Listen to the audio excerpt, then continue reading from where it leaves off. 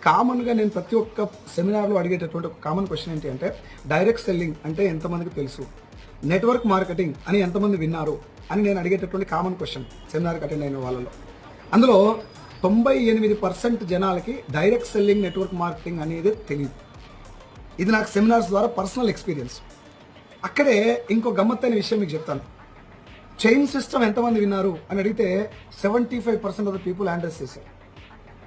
అంటే chain system గురించి, money circulation scheme గురించి, జనాల్ని మోసాలు చేసినటువంటి, చేస్తున్నటువంటి, చేయబోయేటటువంటి ఇండస్ట్రీ గురించి మాత్రమే జనాలకు తెలుసు.